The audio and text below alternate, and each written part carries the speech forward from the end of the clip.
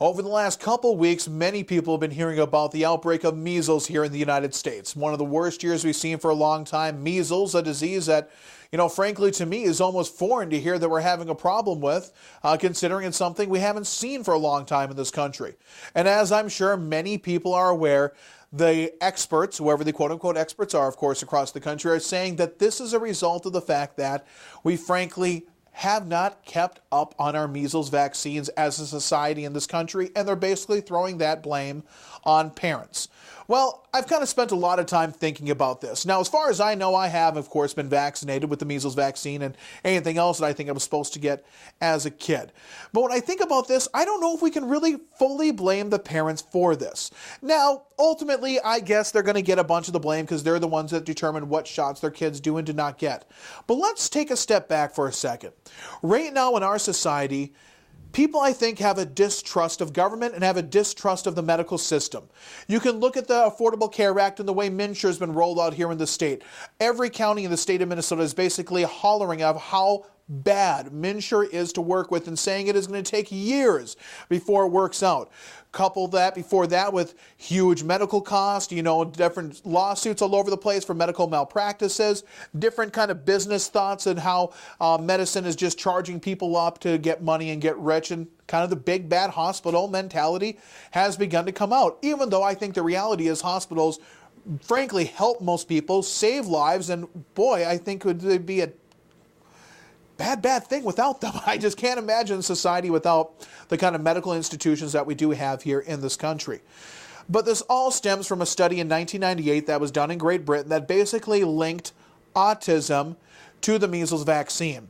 Now, that was the only vaccine that was discussed in that study. That study has been debunked and has been called the most dangerous single piece of medical literature ever published and put out there. It's been debunked by a dozen other different studies that definitively say the measles vaccine is not linked to autism. But parents are scared. They're scared. And they have this distrust of the medical system. And this is a result, I think, of a lot of things. One, the massive amount of shots it seems that kids seem to be getting. A lot more than I got when I was a tyke. And a lot of people got to be thinking, where do all these brand new diseases come from that were so devastating to children that we never really heard of, that all of a sudden we have to have a bunch of vaccines for? Another one is the timing of the vaccines. A lot of kids get vaccines awfully young, just a few months old, and get multiple vaccines in many of them. And let's talk about something that is factual. Kids do have adverse side effects sometimes to vaccines.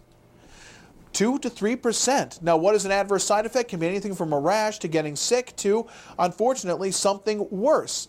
Now, we've got to step back as a society, though, and look at this philosophically and look at this really statistically.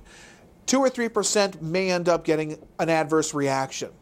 But those that are not vaccinated, you can see when they're exposed to the measles virus, how quickly they get sick. This started by one child going to Disneyland in California that had the measles. And the kids that were not vaccinated with their measles vaccine are the ones that are getting sick. And if you look at Minnesota statistically, I think something like 93 or 94% of Minnesotans have vaccinated their children for the measles vaccine. But when you break that down, that really means in a classroom of 25, there are 1 to 2 kids that are not vaccinated. It should be a parent's choice, I get that. But let's not become caught up in fear and caught up in bad science. And that's what's happened here.